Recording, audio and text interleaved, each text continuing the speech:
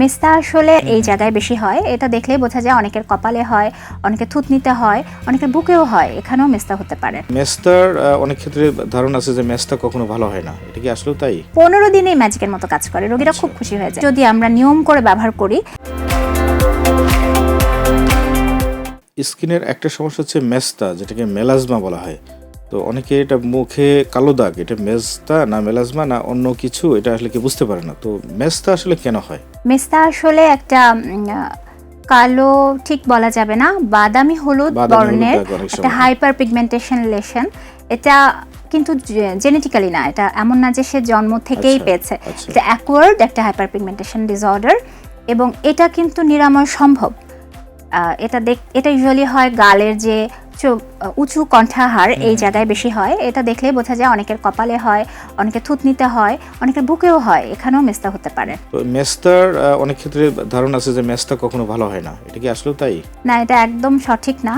আমরা যেহেতু এটা আমাদের একটা কোষ মেলানোসাইট, যেটার অতিরিক্ত ইরিটেশনের ফলে এটার হাইপার পিগমেন্টেশন হয়ে এটা কালো করে ফেলে চামড়াটাকে। তো আমরা যাতে অতিরিক্ত পিগমেন্টেশন না হয় সেটার ব্যবস্থা করতে হবে এবং এই ক্ষেত্রে আমরা অনেক টপিক্যাল বেশ কিছু ট্রিপল থেরাপি, কম্বিনেশন থেরাপি দিয়ে থাকি। রাতের বেলা কালো দাগে আমরা বলে থাকি যে এটা, এবং এটা খুব ধৈর্য সহকারে এটা চিকিৎসা করতে হবে। রোগীরা দেখা যাবে ধৈর্য হারিয়ে ফেলে, 3 মাস বা 6 মাস পরে সে ছেড়ে দিয়ে আবার আগের মতো ফেরত আসে, কারণ আবার তার মেলানোসাইটগুলো ইরিটেশন হয় এবং হাইপার পিগমেন্টেশন হয়। এবং সবচেয়ে প্রাইম যেটা আমরা এখন বলি, আগে যেমন অনেক আগে সানস্ক্রিনের ব্যবহারটা কিন্তু ওভাবে ছিল না, কিন্তু এখন বাংলাদেশে দেখেন ম্যাক্সিমাম সচেতন হয়ে গেছে এবং প্রাইম ব্রাগ হচ্ছে সানস্ক্রিন। আমরা সান প্রোটেক্টিভ ফ্যাক্টর 30-এর ঊর্ধ্বে, 50-60 হলে আরো ভালো হয়।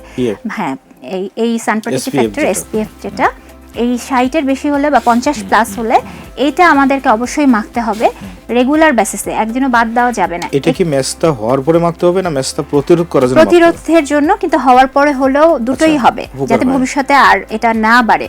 এবং মজার ব্যাপার হচ্ছে এটা যাদের এই দুটো লেয়ার আছে, তো এপিডার্মাল এবং ডার্মাল লেয়ার, এপিডার্মাল লেয়ারে যদি হাইপার পিগমেন্টেশন হয় বা মেস্তা হয়, এটা খুব তাড়াতাড়ি দেখা যায় 15 দিনেই ম্যাজিকের মতো কাজ করে, রোগীরা খুব খুশি হয়ে যায় যে ম্যাডাম কি দিলেন, একদম ভালো হয়ে গেছে, ঝকঝকা হয়ে গেছে। তার মানে মেস্তা হলে যদি সান প্রোটেকশন ইউজ করা হয় তাহলে ওটা দিয়ে মোটামুটি কাজ হয়ে যাবে, ভালো হয়ে যাবে। এবং কিছু হাইড্রোকুইনোন এগুলো আছে, আমরা রাতের বেলাটা বলি কারণ রাতেই ওটা ভালো কাজ করবে, এটা দিনের আলোতে আরো ক্ষতি হয়ে যাবে। সেক্ষেত্রে আমরা শুধুমাত্র মেস্তার দাগেই লাগাবে কালো, এবং এটা আমরা ময়শ্চারাইজার সমৃদ্ধ করে লাগাই, কারণ অনেক সময় একদম শুরুতে তার জ্বালাপোড়া করতে পারে। যে কোনো নতুন কিছু আমরা বলি যে প্রথম 7-10 দিন আধা ঘন্টা রেখে মুখ ধুয়ে ফেলবেন, এবং কালো দাগ ছাড়া যেটা ভালো এরিয়া ওখানে যেন না যায়, না ছড়ায়।